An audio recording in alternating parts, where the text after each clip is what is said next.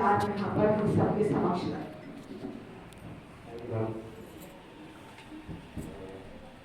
मेरा नाम विवेक तिवारी है और मैं देशपाल फाउंडेशन चलाता हूँ विगत 15 साल से। और इसकी शुरुआत हुई थी कि एक मादा श्वान थी, उसका एक्सीडेंट हो गया था। उस समय मैं कॉलेज में था, मेरे पास पैसे नहीं थे, तो उसका एक्सीडेंट हुआ, उसके दोनों पैर आगे वाले टूट गए थे।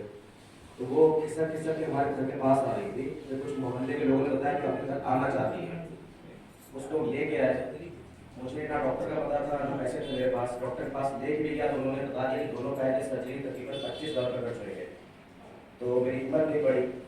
उसके बाद हम लोग घर पे उसका इलाज करने लगे, लेकिन वो इतना अच्छा बच्चा था कि वो घर के अंदर ऑडियो टॉयलेट नहीं करता था, तो वो बाहर ही जाता था। उसमें वो लड़खाने लगा, उसकी पैर की हड्डियाँ फाड़ के खाल बाहर आ गई, दोनों पैर की हड्डियाँ आगे वाले खराब हो गए उसके। फिर मैंने किसी तरह अपने अकाउंट में ओवरड्राफ्ट करा, उसका इलाज शुरू करा। ऑपरेशन तो नहीं कराया, लेकिन डॉक्टर मुझसे रोज उसको बेहोश करने और ड्रेसिंग के तकरीबन 11-12 रुपये दे देते थे। और ये इलाज चला तकरीबन 27-28 दिन। उसमें मेरे तकरीबन इतने ही पैसे खर्च हुए कि ज़्यादा खर्च हो गए और मैं उधारी में रहा। उसके बाद डॉक्टर को दया आ गई, उन्होंने मुझे ड्रेसिंग सिखाई कि कैसे करना है।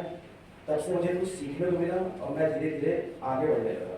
मोहल्ले में बात फैली तो हर कोई मेरे पास आने लगा। कोई भी किसी भी जानवर को तकलीफ दी थी मेरे पास आने लगे।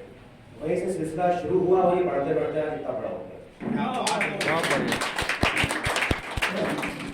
अब आप लोगों को इस मंच के जरिए मैं ये बताना चाहता हूँ, बहुत समय नहीं हुआ किसी का, मैं बस थोड़ा सा ये आप लोगों को समझाना चाहता हूँ। जैसे सपेरे हो गए तो हम लोगों को लगता है कि वो सांप लेके आया है और हम उसको चढ़ावा चढ़ा रहे हैं, तो हम शिव जी को चढ़ा रहे हैं।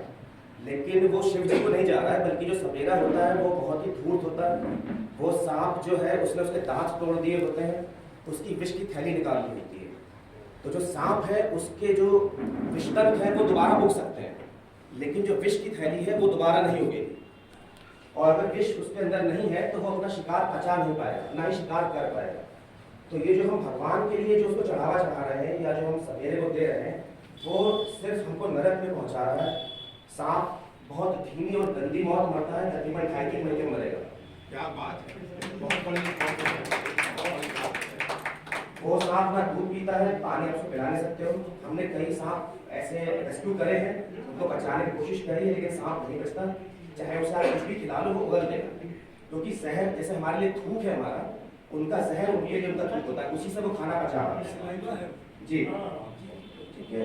और आपको गाय के लिए बता दें कि हम यहाँ अधिकतर लोग हिंदू हैं, इसलिए बता दे रहा हूँ कि हम लोग गौवंश को बहुत प्यार करते हैं, लेकिन हम लोग भैंस को उतना प्यार नहीं करते।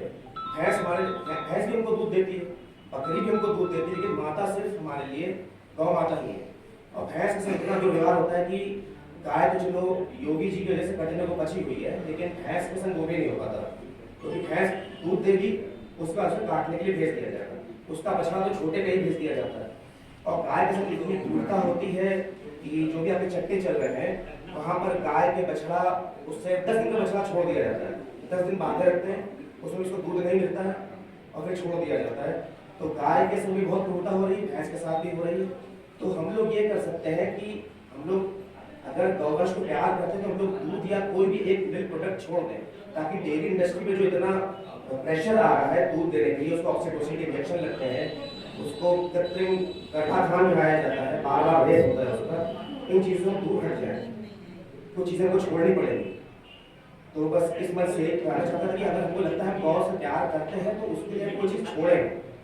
बछड़ों के संग और जितने भी दूसरे जानवर जो दूध दे रहे हैं उनके संग बहुत क्रुएल्टी हो रही है। बच्चे से माँ दूर कर दी जाती है, बच्चा बेच दिया जाता है, और हम लोग सोच रहे हैं कि हम दूध पीते हैं या किसी जो पूजा वगैरह होती है उस पर दूध चढ़ा रहे हैं या मक्खन चढ़ा रहे हैं, तो हम कुछ बहुत अच्छा नहीं कर रहे, बहुत ही गलत है।